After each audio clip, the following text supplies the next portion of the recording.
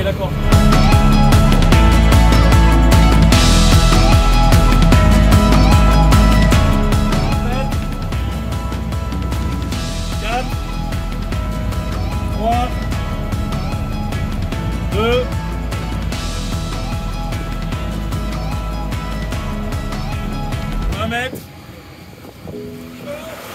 Vas-y, balance. On va essayer de péler pour l'instant. Jamar. Ok. Je laisse filer. Ok, on laisse filer.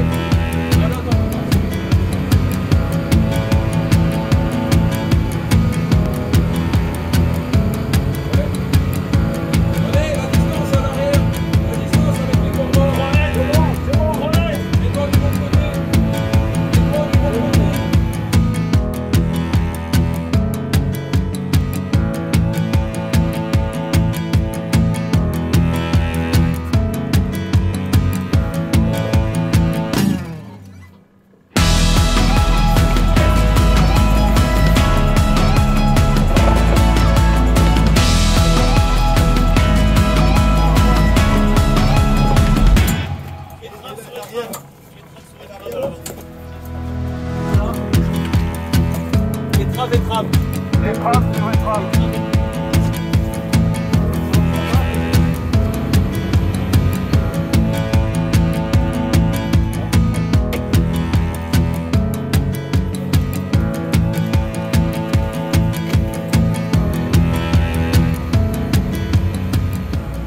Ça se passe bien là? Oui, ça se passe bien. Ouais. Alors dans les interventions comme ça, vous avez vu, on est obligé d'être un peu directif parce que tout doit s'enchaîner et puis il faut que ça se coordonne. Mais bon, ils connaissent leur boulot, ils savent ce qu'ils ont à faire.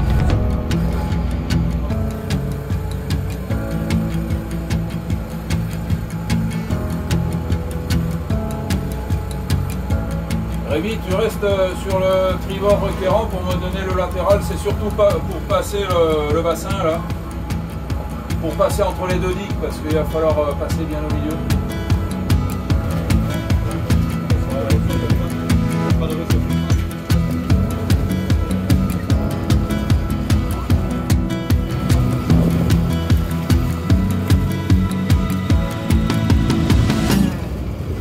On passe on prend un point là, dans le bassin.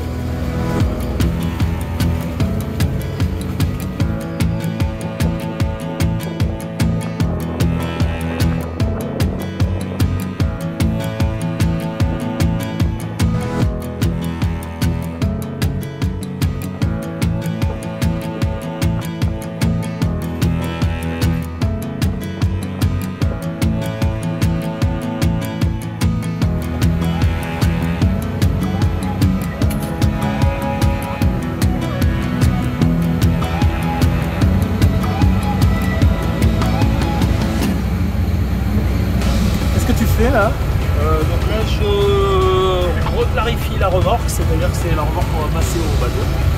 Je la remets dans le bon ordre pour éviter qu'il y ait des nœuds au moment spécial. Les gardes, l'arrière et les traves.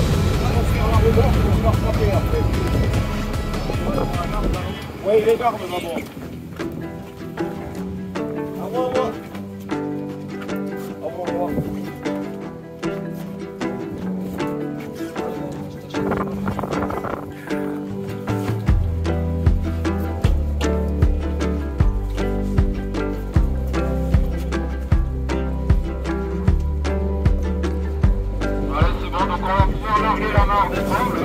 Et on va commencer à mettre en traction. On va commencer assez court. Là, ça s'adresse à Eric. Je ne sais pas si tu entends. Oui. On va mettre 15 mètres jusqu'à être sorti du beurre. Puis après, on filera.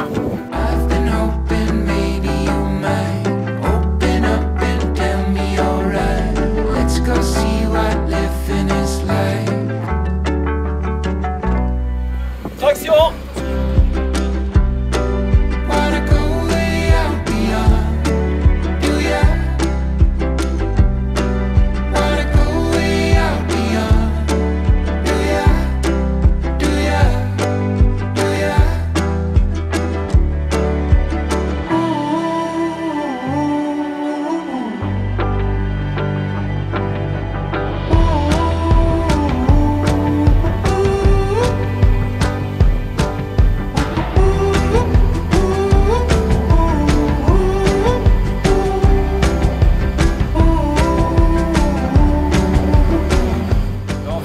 allonge la longueur de remorque pour diminuer ce qu'on appelle les charges de traction.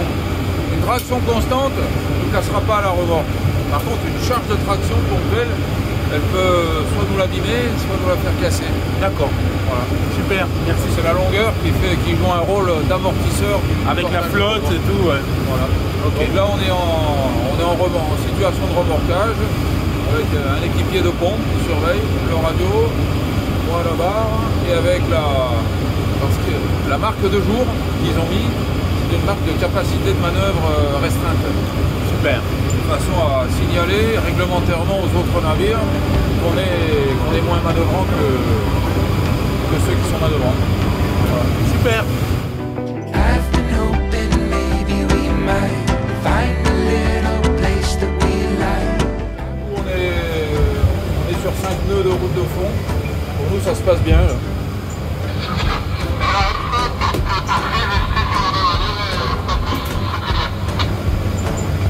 Ok, ben on continue comme ça. Ouais,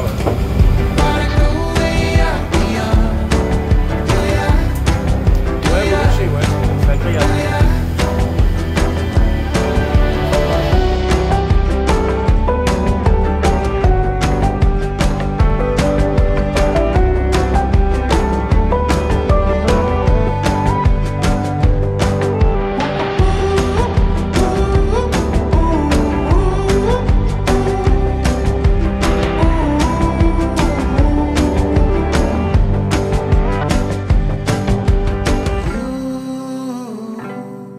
Wanna go way out beyond?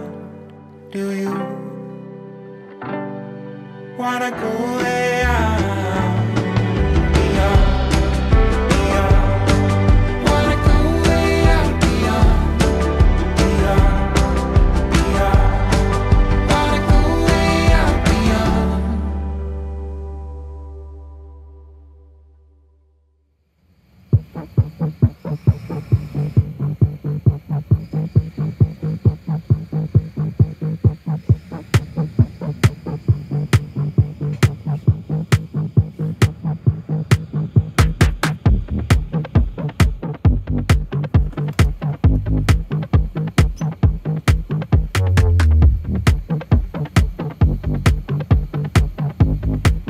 Serge, il aurait été bien avec nous quand même. Hein.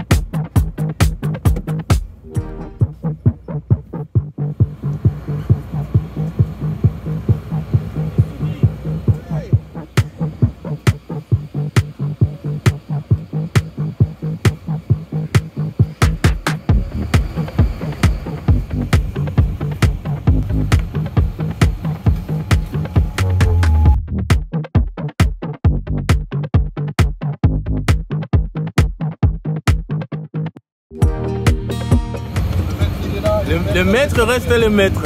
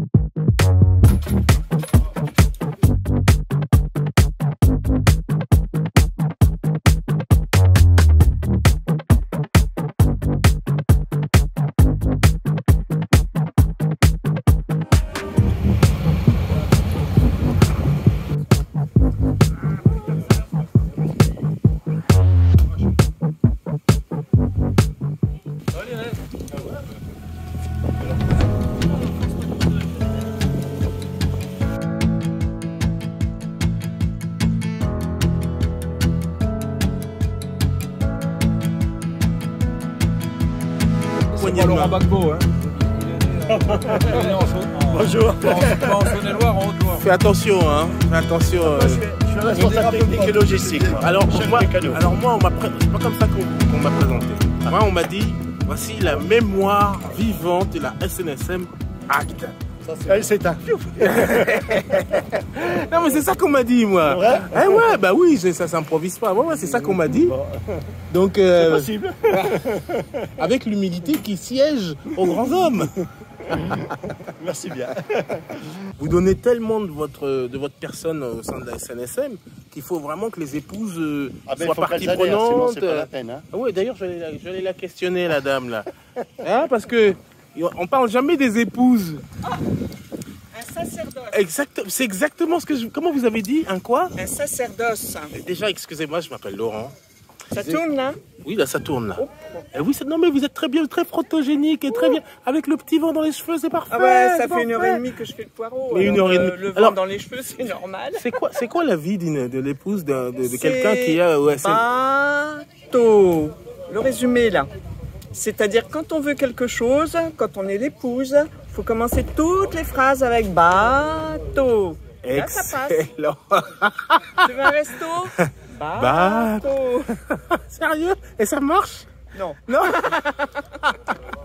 Je sais, mais ça fait 50 ans que j'essaie. Ça marche plus, vous avez abandonné. C'est pas grave. Un sacerdoce, hein, c'est vraiment... ça s'explique pas, c'est une profession de foi. Mais il y en a qui rentrent dans les ordres, il y en a qui rentrent à la SNSM, voilà, c'est pareil. Parce qu'il donne tellement d'eux. Et puis lui, il devrait être au rencard depuis fort longtemps, mais c'est plus fort que lui, ça l'attire. Hein. Et oui, mais non, mais il nous sauve la vie en mer, hein, tous là. Oui, mais moi j'ai besoin de mon mari à la maison. Non, parce que bon, faut avoir un but dans la vie, je trouve que c'est très très bien. Bon, paradoxalement, les excès entraînent les excès, quoi. Moi, le bateau... C'est vrai, alors c'est ça que j'allais vous demander. Sature, hein. Vous avez navigué toute votre vie ou pas? Ah, moi, je suis une terrienne, hein, une citadine, une vraie de vraie. Donc, lui, il est né sur un bateau dont ceci explique cela. Et du coup, parce que lui. Il fait partie des infortunés aussi qui n'ont peut-être pas réussi à amener leur compagne à bord, ou bien si? Ah ben nous on a un bateau, on part avec le nôtre, mais bon, moi je préfère les très très gros bateaux où je me prélage, je ne fais rien. Alors là, ça me convient, mais les petits bateaux, les corvéables... c'est vrai. Non, ça fait mal aux genoux, ça fait mal partout. Oui. On a passé l'âge. C'est quoi comme bateau que vous avez? Oh, un petit 8 mètres et des broquilles, je sais même pas, tellement ça me passionne.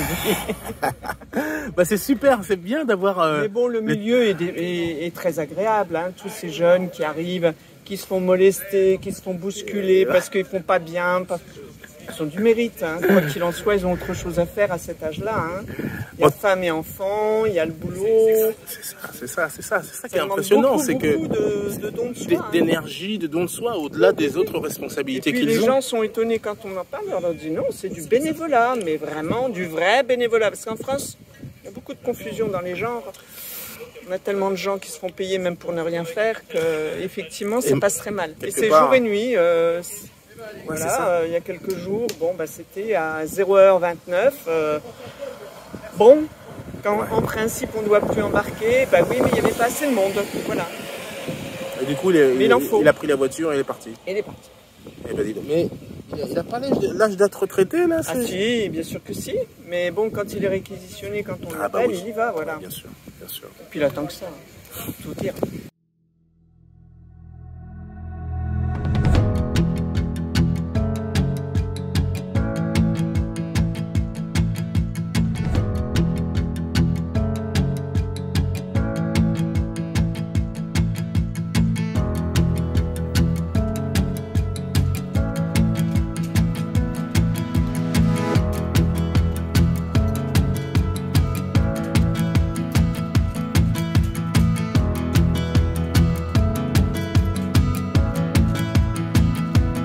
Suddenly I'm seeing everything so different. Like I'm looking at the world through a brand new lens. Every shade of green and blue, and it's all because of you. I'm seeing everything.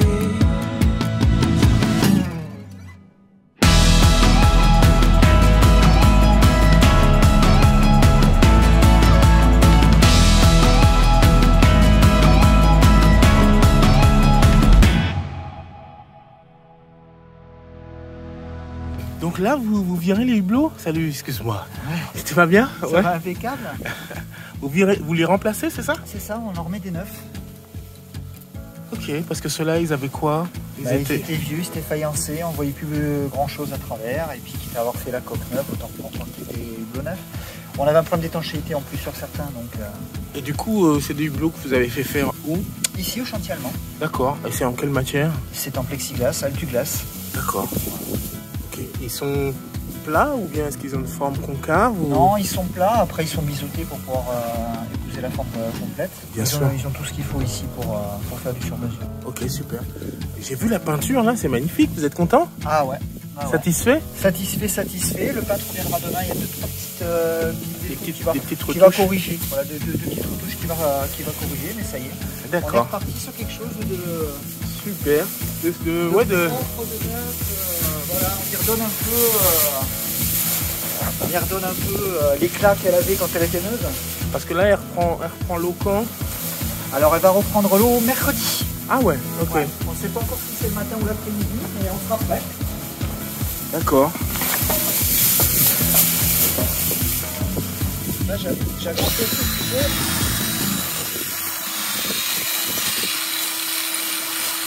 et je me suis aperçu en le remettant en place que les trous n'étaient pas assez... pas tout à fait millimètre près en face. Ouais.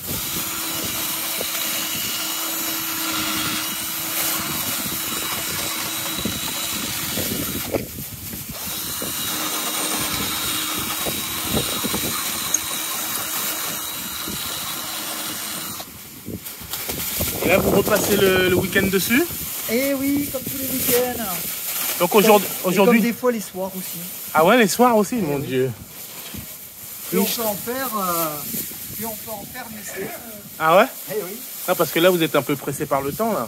Ben là, on est un petit peu pressé par le temps, c'est vrai, mais bon, c'est parti du jeu. C'est bon?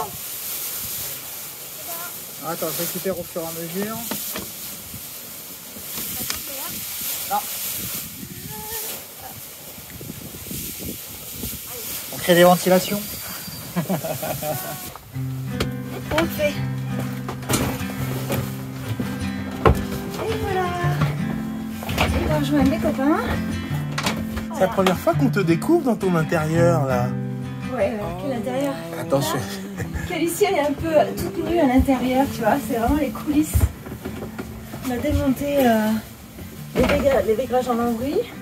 Ah oui, dis On donc. retombe sur la coque brute. C'est vraiment brute, hein. Et toi, quand tu vois ta coque comme ça, t'es pas effrayé? Du tout, je suis rassurée. J'aime bien voir l'intérieur de ma coque. Et c'est vrai que sur Calici, par rapport aux anciens bateaux qu'on avait, ce qui est frustrant, c'est de ne pas pouvoir visuellement voir toute la coque intérieure. Ah bah oui, à cause des vaigrages. Oh, mais c'est quoi ça? À cause des vaigrages et à cause des contre-moules et tout ça, en fait, Calici, elle est entièrement recouverte de choses que si on les démonte pas, on voit pas. Mais c'est quoi que tu as mis là? C'est vous qui avez mis ça? Ouais, ça c'est de Non mais c'est l'isolant. extraordinaire Et elle ça. va être entièrement isolée. Et c'est Ah l'isolant, ouais. je précise qu'il prend pas feu, c'est de l'isolant spécial. Unifugé. Ouais, gazinière et pour les frigos, Donc les là, chambres froides. Donc normalement c'est au top.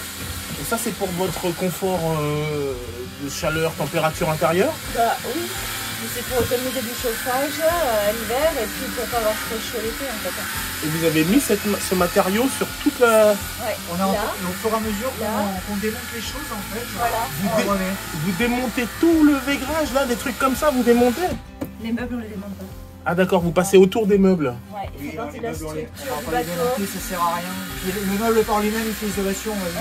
Ouais, Ouais, oui, tout à fait. Ouais, ouais. c'est juridique. Non, mais c'est sûr, avec, Il fait chaud, avec il fait l'air chaud, l'air on contenu ouvre, à l'intérieur. il fait tout près dedans. Ah ouais, bien sûr, c'est mécanique. Au moins, on isole la coque. Ah super. Voilà. Bon, bah écoutez, je vais vous laisser travailler, je vais vous filmer un peu. Oui. Donc là, vous continuez d'enlever les hublots. Aujourd'hui, Alors là, c'est ça y est, là on a fait un pré-montage en fait. Donc pour vérifier que les trous tombent en face des anciens. D'accord. Normalement, à quelque chose près, il y a toujours un 2 mm, mais voilà. Et on en a profité aussi pour, une fois qu'il était en place, pour découper au cutter en fait. Parce que là, il y a un film protecteur qu'on va laisser le temps de démonter pour éviter qu'on ait du silicone dessus pour les abîmes. Ah oui, oui, oui. Et là, justement, on a pré-découpé autour. Et là, on va enlever le film qui est autour pour pouvoir, Oui, je comprends, tu laisses la partie centrale. voilà, pour pouvoir créer en fait une zone d'accrochage. On va légèrement poncer, on va mettre un primaire. Nom de Dieu, mais vous êtes des...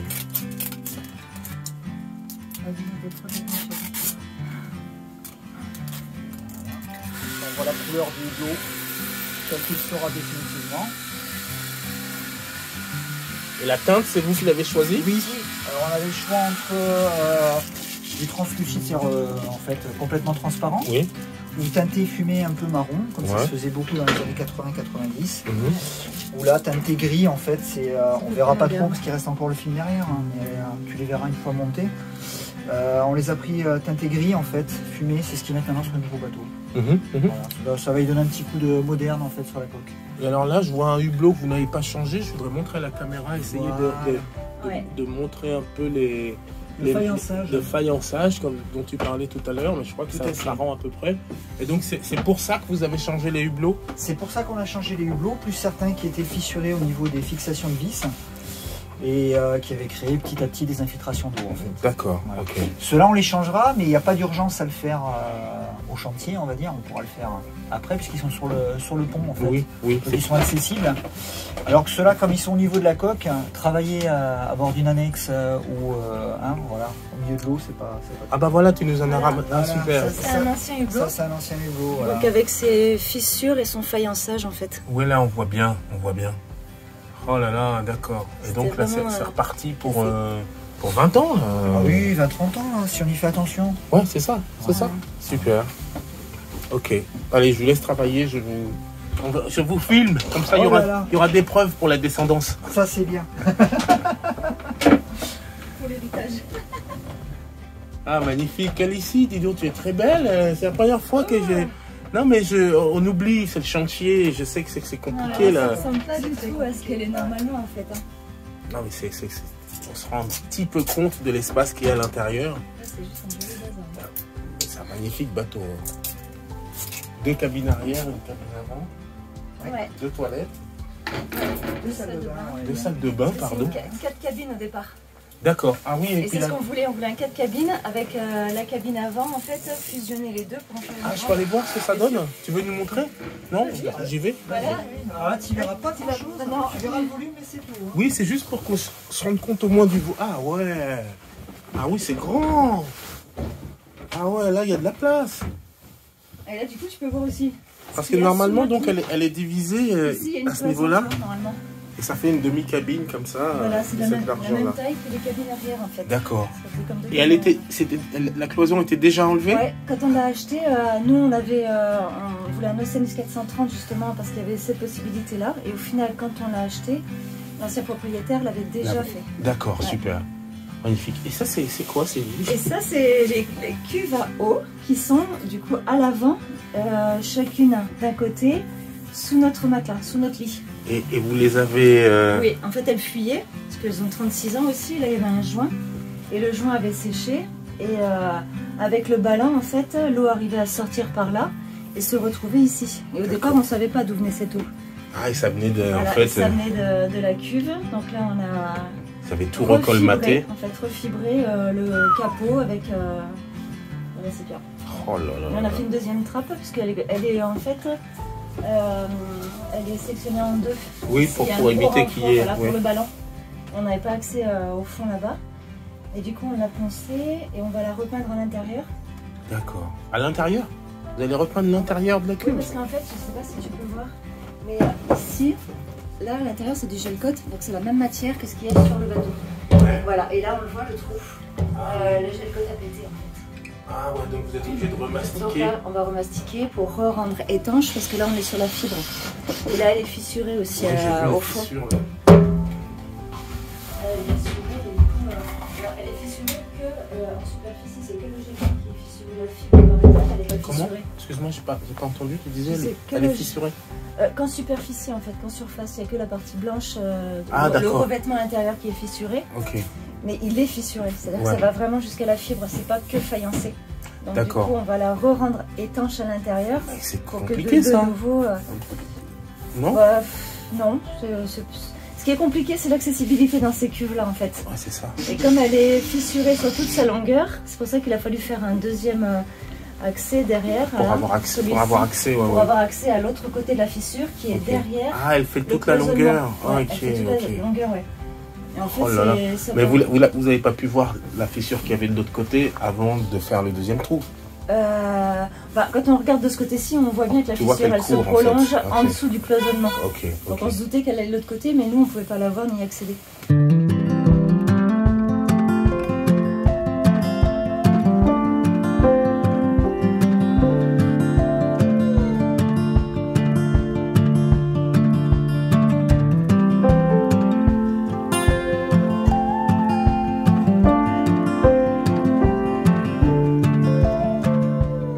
En fait, tu les colles, les... Alors non, ça c'est un primaire d'accrochage. Ah, ok. Alors, ça a plusieurs effets. C'est un primaire d'accrochage et en même temps c'est un protecteur anti-UV. Ça va protéger le silicone polyuréthane qu'on va mettre en fait pour les coller. Et ça va le protéger des UV. D'accord, Parce comme que ça. sinon au bout d'un moment le silicone il cuit, Oui, bien sûr. il devient tout sec. Et du coup, euh, il perd son effet. Et du coup il perd son effet et le hublot se décolle.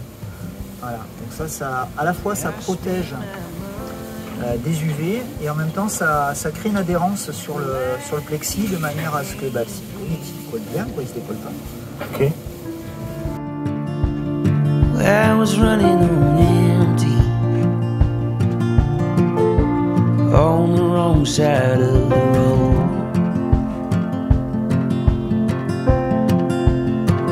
And then one morning I saw the sun come up, looked like it was painted on with a big paintbrush. You drew me in with your mercy and promises, how you wash away every single one of our sins. Rich or poor, without blinking.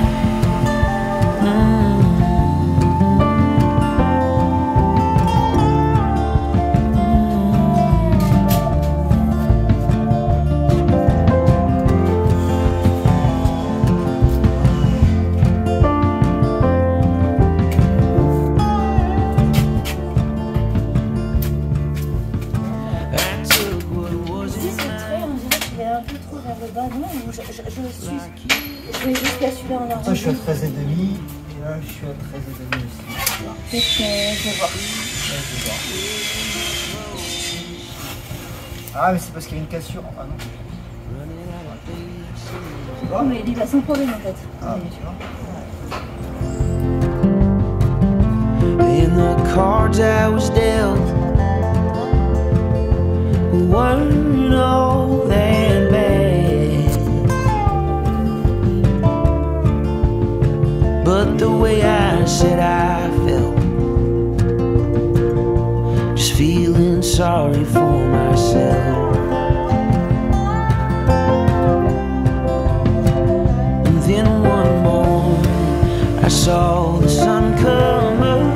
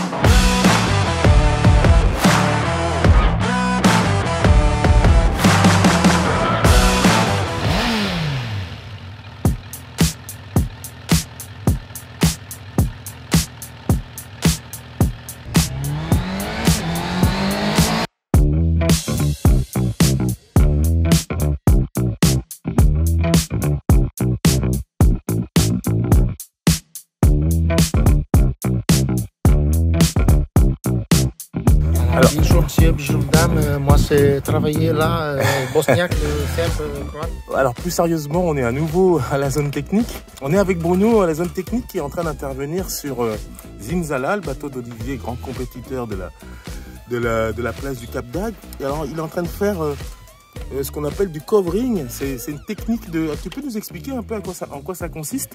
On colle des autocollants. Mais c'est-à-dire ça remplace quoi? Ça remplace la peinture? C'est quel avantage? C'est mieux qu'une peinture. C'est moins cher qu'une peinture. Ça se répare. C'est beaucoup plus joli. Les couleurs sont uniformes tout au longueur de la coque. Il n'y a aucun problème de bateau raté entre guillemets par rapport à la couleur. Et après voilà, c'est un autocollant qui se pose du rail de phare jusqu'à la ligne de flottaison. Ok. Ou alors, on pose en partie et après on fait des décorations à l'intérieur. C'est du wrapping. Mais c'est-à-dire, oui, le wrapping, justement, c'est un mot qu'on entend de plus en plus dans les zones techniques. C'est-à-dire que les personnes qui veulent peindre leur bateau ont deux alternatives, ou la peinture classique, ou le covering.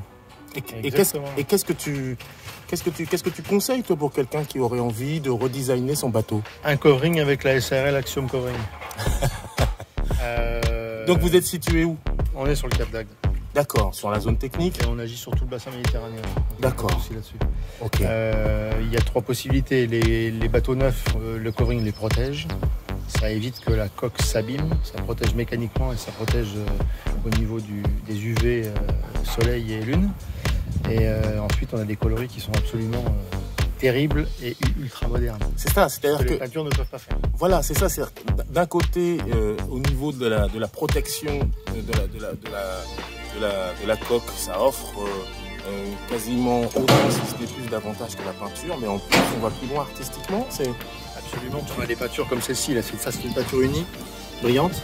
Mais par contre, après, on a des peintures qui sont mouchetées avec des petits inserts d'or, de particules, etc. Imitation or.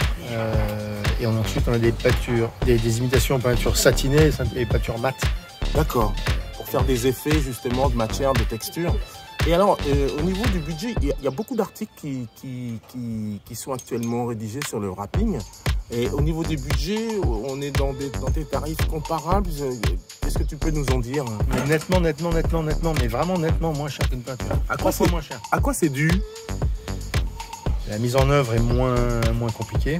La préparation que l'on fait avant par rapport à une peinture, elle est beaucoup plus simple, donc on passe moins de temps. Alors moi je travaille uniquement avec ce produit-là, qui est un produit Exis. Moi je travaille dans le produit locaux, je fais du bio. Exis sont à Frontignan et c'est le meilleur produit mondial, donc il n'y a pas de souci là-dessus. Ensuite on peut arracher. Ah voilà. Waouh. Donc c'est tout. Et alors du coup là, c'est vraiment très très net les. Ah super. Après il y a quelques petites finitions. Ah non mais c'est très très, ça vaut tous les coups de pinceau. Merci. Donc finalement le covering ça ne revêt que des avantages, mais il y a quand même des contraintes. Par exemple aujourd'hui vous étiez obligé d'attendre une fenêtre météo, c'est quoi la contrainte? Alors, dans la semaine on a eu pas mal de vent, donc à 15-17 nœuds de vent on ne peut pas poser parce que pour l'instant le bon avant c'est que le vent était à coup de rafale et donc impossible de déposer dans ces conditions. Donc c'est du matériau qu'on peut appliquer que par temps calme. Temps calme, pas trop chaud, surtout les produits marrons, noirs, tous les produits qui captent la chaleur et qui par définition deviennent tout mous et déforment. Et donc on est obligé de poser quand vraiment il y a peu de vent et pas trop de chaleur. Oh là là, mais t'es en plein effort là, Olive. Eh ouais, mais cette année, tu vois, c'est un carénage au rouleau. Mais oui. Par faute de temps. Ah bon, par faute de temps? Oui, parce que j'ai pas assez de temps pour pouvoir tout faire.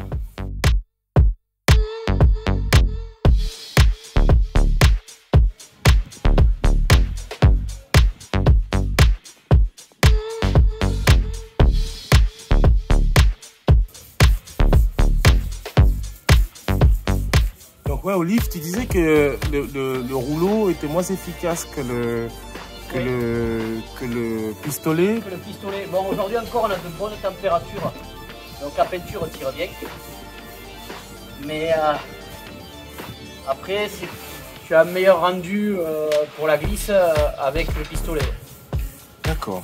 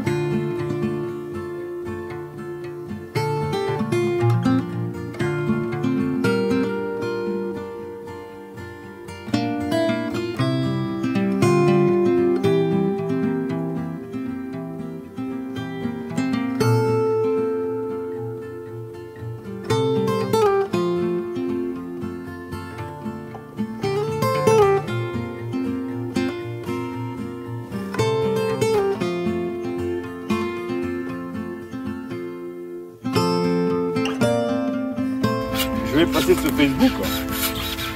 Seulement si tu veux. Je ne publie jamais rien sans autorisation déjà. C'est normal. Déjà, salut Jean-Pierre, et enchanté et merci de m'accueillir sur ta propriété parce qu'on est chez toi là. Avec plaisir. On est chez toi là? Ouais, on est chez moi, ouais.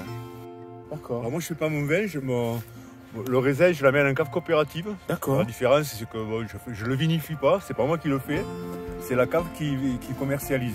Bah super, là on est où? On est dans quelle commune là? Alors on est à la commune de Caux. C'est un petit village qui est très sympathique, qui a à peu près 2500 habitants aujourd'hui. Et le village est en circulade, on a une très belle église d'ailleurs à voir. Qu'est-ce que tu veux dire en circulade? Alors c'est une circulade, on a beaucoup de villages dans le sud, ici par chez nous, c'est des circulades, c'est-à-dire que c'est au centre, le centre c'est à l'église, et tout au centre ça fait comme une circulade, tu peux faire le tour, tout le tour, et le vieux village est recentré à cet endroit-là. Ok, un peu des fortifications. Voilà. Donc, en fait, un on peut faire le tour, d'où circulade. D'accord, ok. Voilà. Et on en retrouve souvent dans la région. Ok, parce que c'est typique quoi, des anciens villages. Ok, et puis alors là, on est au mois de novembre, début décembre, on est au mois de décembre, et tu tailles la vigne. Alors en fait, la taille de la vigne, c'est le travail le plus long et le plus fastidieux. Parce qu'en fait, ça dure à peu près 5 mois. Voilà. C'est ce qui prend le plus de temps. Après, tout le reste est mécanisé avec les tracteurs, pour le travail du sol, le broyage des bûches, hein, je ne dis pas dans l'ordre. Je trouve que ta démarche, elle est très bien, parce que ça permettra à beaucoup de personnes qui ne savent pas ce que c'est, de savoir que, voilà, un peu plus ce que c'est que le travail, quoi. Je regarde ta vigne là. Alors ça c'est une taille particulière qu'on appelle la Roya. La Roya. Mais c'est pas la vraie Roya, parce que la vraie Roya, les coursons sont beaucoup plus courts. Mais moi ça dépend des cépages. Moi c'est un peu, c'est pas vraiment c'est pas la taille qu'on retrouve le plus, parce que c'est la taille très, elle est beaucoup plus longue. Parce que oui c'est ça, normalement ça là, oui, comment ça s'appelle cette partie là? On appelle ça un courson, il faut le voir sur notre, une Allez. souche qui n'est pas taillée. Ouais. Donc en fait le principe de cette taille là, c'est de toujours rabattre, voilà on va pas le voir. C'est-à-dire qu'il faut toujours, bon là c'est sec, donc je la lève. Voilà. En principe, bon, là je ne peux pas le faire. Okay. Alors, normalement la vraie taille Roya c'est très court, c'est un bourgeon. D'accord. Et il faut toujours... Un bourgeon, c'est-à-dire que tu laisses un bourgeon là. Attends, alors, parce que ça pardonne pas. Donc ça, par exemple, le plus bas. Il faut toujours que je laisse le plus bas. Non, attends, quand tu parles du plus bas, tu parles de... Celui-là il montait, il était plus haut. Ah, ok. Donc je la lève et je prends celui-là, mais normalement c'est un bourgeon. Okay. Et je laisse celui-là, parce que ça va faire une chandelle, ça va être trop haut. Pour rabattre, pour que ce soit toujours le plus bas possible. Ça c'est la vraie taille Roya. Mais il n'y en a pas beaucoup qui savent vraiment la tailler. Et il faut savoir, le plus important, que pour faire du bon vin, cette taille se prête vraiment à faire du bon vin parce que le raisin, la maturité des raisins est harmonieuse. Okay. C'est réparti à peu près partout pareil. Et donc c'est plus qualitatif. Pour faire du bon vin. Qu'est-ce que c'est en fait exactement un cépage, Jean-Pierre? Qu'est-ce que ça veut dire? Alors un cépage, c'est une variété de raisin. C'est-à-dire que tu as différentes sortes de raisins et on appelle ça des cépages. Est-ce qu'il y a des groupes de cépages ou un cépage il est tout seul ou bien des groupes, des familles de cépages? Non, c'est le cépage tout seul. Ok, et là on est sur quel cépage? Celui-là que je suis en train de tailler, c'est de la Syrah. La Syrah, c'est un cépage qu'on a depuis longtemps dans la région, qui fait du très bon vin. On peut faire du rosé, on peut faire du rouge avec. Voilà, et il est facile à tailler. Il a qu'un défaut, c'est que d'ailleurs si tu filmes un peu, tu vois, il y a beaucoup de trous, il y a beaucoup de mortalité. On appelle ça la mortalité. Ah, de trous là, comme voilà, là il y a des. Les souches, elles meurent. Ah ouais, d'accord. Alors ça c'est le défaut de ce cépage-là. Il est fragile. Voilà, mais alors, tous les cépages ont des qualités et des défauts. Donc voilà, mais c'est un cépage qu'on avait dans la région depuis très longtemps. Par contre, on en a importé beaucoup qui viennent d'autres régions, comme le Merlot, le Cabernet Sauvignon, ça c'est de la région bordelaise, qu'on a replanté ici. Le Chardonnay, le Sauvignon. En fait, c'est pas vraiment la taille Roya que je pratique. Hein. Donc en fait, s'il y a quelqu'un qui s'est taillé, qui voit que je dis que c'est de la Roya, il va rigoler quoi. Parce qu'il va me dire, mais non, c'est pas ça la taille Roya. Mais moi je fais ça parce que, vu que je ne fais pas mon vin et que il faut que ça fasse quand même des rendements, parce que sinon je gagne pas beaucoup d'argent. Donc du coup, ma démarche est différente. C'est pas comme celui qui fait de la bouteille, il se lui importe peu de faire beaucoup de raisins. Moi, pour que ce soit rémunérateur, il faut que ça fasse assez de raisin. C'est pour ça que je laisse un peu plus de coursons qui sont un peu plus hauts. If I could fly, would I keep walking? If I could fly, would I keep walking? Would I float away? Would I float away?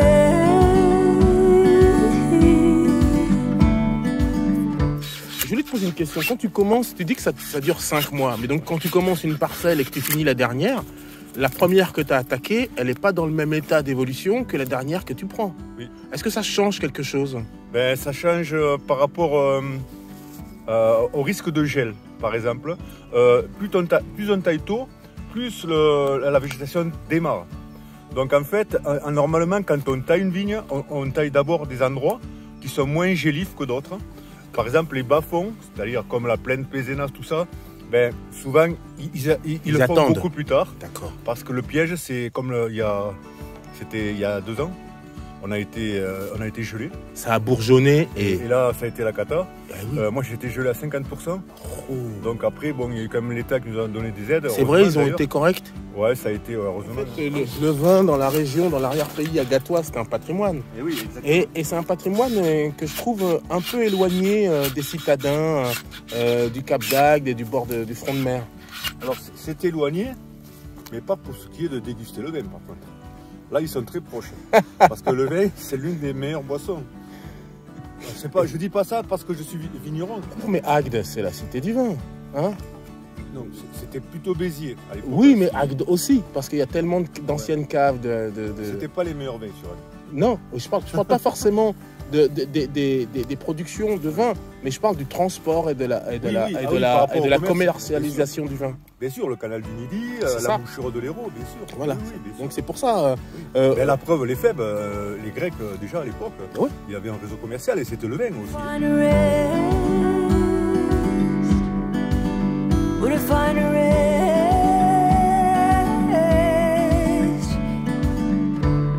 Très attention avec ces ciseaux parce que ça pardonne pas. Hein. Tu vas perdre un doigt à cause de moi. Il y en a plein qui se sont coupés les doigts. Hein. Mais bien sûr. Parce que c'est très très puissant. Mais par contre c'est très pratique hein, parce que ça me permet de tirer les bûches au fur et à mesure, tu vois.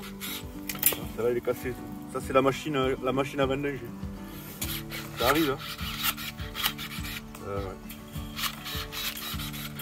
En fait la taille que je pratique là, la royale, il faut tailler sale. Il ne faut pas raser. On dit qu'il ne faut pas raser parce qu'en fait quand il y a de la casse, ça permet d'avoir. Tu vois, ça repart. Tu vois, là il y a un petit bourgeon là, hop, ça va repartir. Si ça casse, et donc du coup, en taillant sale, c'est-à-dire pas tailler. Moi j'ai du mal à tailler sale, tu vois, là c'est relativement propre. Ça permet qu'il y a toujours un morceau un courson qui va redémarrer. Parce que le problème de cette taille là, c'est qu'à force ça sèche et elle t'en a plus sur le bras là. Alors normalement, au départ, cette taille, la royale, il aurait fallu renouveler tous les 3 ans ses bras par une autre bûche. Et personne ne l'a jamais fait. Alors qu'en fait, c'est la vraie taille, c'est ça, ce qu'il faudrait faire. Et personne ne le fait. Et là encore, ça va, il y a des coursons un peu partout, mais des fois, tu te retrouves où tu as des bras comme ça, où tu n'as plus rien. Tu vois, c'est comme ça. Pourquoi un âne? Parce qu'en fait, au départ, la vigne, quand on a planté la vigne, alors je ne sais pas si c'est vrai, c'est ce qu'on dit en tout cas. Quand on a planté la vigne au départ, ça faisait des petits raisins. Et après, soi-disant que c'est un âne qui a commencé à ronger les sarments, et du coup ils étaient plus courts, comme quand c'était taillé. Ils se sont rendus compte que les raisins ils grossissaient. Et c'est soi-disant que c'est par rapport donc à un âne, qu'après on aurait compris qu'il fallait raccourcir les sarments, qu'on a commencé à tailler, et que là on a eu des gros raisins. Parce qu'avant c'était que des petits raisins. Si tu tailles pas la vigne, ça fait que des petits raisins. Si on regarde l'histoire, ben, on sait que déjà les Romains buvaient du vin, les Grecs buvaient du vin, les Égyptiens je ne sais pas. Mais donc, apparemment, je pense que c'est l'une des plus vieilles boissons du monde, oui. Ouais, je pense, honnêtement, je pense.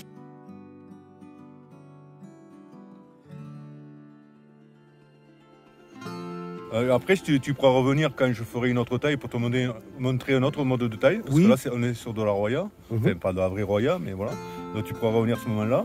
Après, je pense que le mieux, ce serait que tu viennes quand quand on fait les premiers traitements, quand il commence à y avoir des feuilles, quand on fait le débourgeonnage, il y en a qui le font chimiquement, moi je le fais manuellement. Ah ouais, super. Donc ça c'est intéressant à voir aussi. Oui, oui, super. Ça te prouvera, ça montrera un peu les travaux qu'il y a à faire sur toute l'année. Et voilà. Bah en tout cas, au nom de tous ceux qui regardent les chroniques de Brescou, merci beaucoup. Oui, j'adore. Franchement, un chapeau et c'est bien que tu fasses ça et continue parce que tu t'intéresses à la région, à notre patrimoine, que ce soit la mer, que ce soit l'arrière-pays. Il ne faut pas oublier qu'on a un arrière-pays très riche. On a quand même 2 rivières, la Lorbe, on a l'Hérault, où on peut faire du kayak, du canoë. On a un très beau petit village typique. On mange très très bien aussi, que ce soit près de la mer, que ce soit tu vois, même dans les terres. Voilà, on a une très très belle région. Et moi, j'y suis vraiment attaché. Et puis, regarde, le plus important qu'on a, il est là. Merci en tout cas. Merci à toi, c'était super vraiment ce moment dans tes vignes. Au plaisir. Oui, à bientôt, ça veut dire. À bientôt, bien sûr. Voilà.